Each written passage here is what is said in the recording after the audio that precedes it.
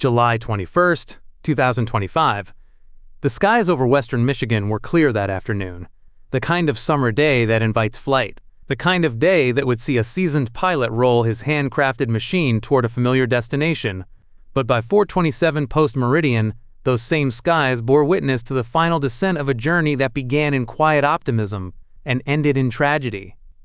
I speak of a Vans RV-14 Alpha, a sleek experimental aircraft, registration November 21 Kilo Lima, hand-built in 2024 by its pilot Kevin Lawrence, 62 years old from Presque Isle. With him that day, Paul Schalk, 68, of Rogers City. Both held private pilot certificates. Both men carried years of aeronautical experience, knowledge, and trust in each other's judgment. They shared not only a cockpit, but a quiet bond born of shared skies. The purpose of their flight? A visit to Lowell City Airport to view another aircraft, an RV-6, for sale, a personal mission, not commercial. Simple, perhaps even routine. The Vans RV-14 Alpha departed Alpena County Regional just after 2:30 in the afternoon, Eastern Daylight Time. It made a brief stop at Oscoda to pick up Mr. Schalk, then onward, southwest, toward Lowell. At approximately 4:27, as the aircraft approached its destination, it entered its final descent. No distress calls were heard. No evidence of mechanical failure observed by those below. The witnesses recall no smoke, no sputtering, no flames, just a descending turn, calm, even serene, until it wasn't. The aircraft came down less than half a mile from the runway threshold. It struck a storage unit, a structure near the whistle-stop self-storage facility. The impact ignited an explosion. Fire consumed the wreckage. The building was destroyed, and with it, 2 lives.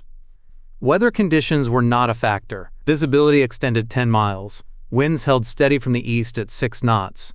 The air temperature, a moderate 79 degrees Fahrenheit. A textbook day, under visual meteorological conditions. And yet, the outcome defied all expectation.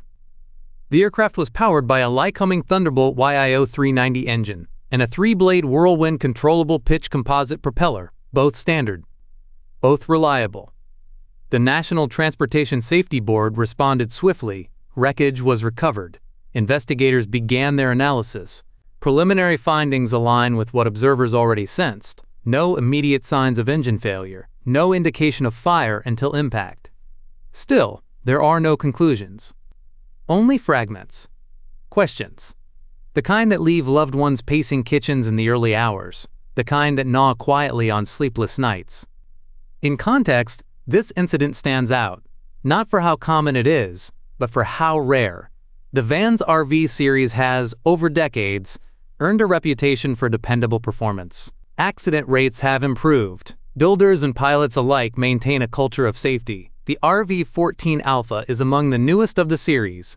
Few accidents, fewer fatalities, and nothing, so far, suggests a systemic flaw. This crash, in all likelihood, is isolated. Tragic, yes, but not part of a pattern. Kevin Lawrence built his aircraft by hand, a year of labor, a reflection of his discipline, his pride. Paul Schalk, too, was no stranger to engines and airframes. He held a mechanic certificate in addition to his pilot's license. These were not careless men. They were careful, intentional, thorough. And yet, on that summer day, something went wrong. The investigation continues, as does the quiet morning in Presque Isle and Rogers City. 2 towns tied now by loss, by memory, by a shared name on an aviation docket. I will follow the findings. I will return when answers emerge. But tonight, I ask only this. The next time you hear the low hum of an engine overhead, pause, look up. Remember that in every cockpit sits a story, a life, a purpose. Some flights land without remark. Others ask us to listen. Carefully, quietly, always.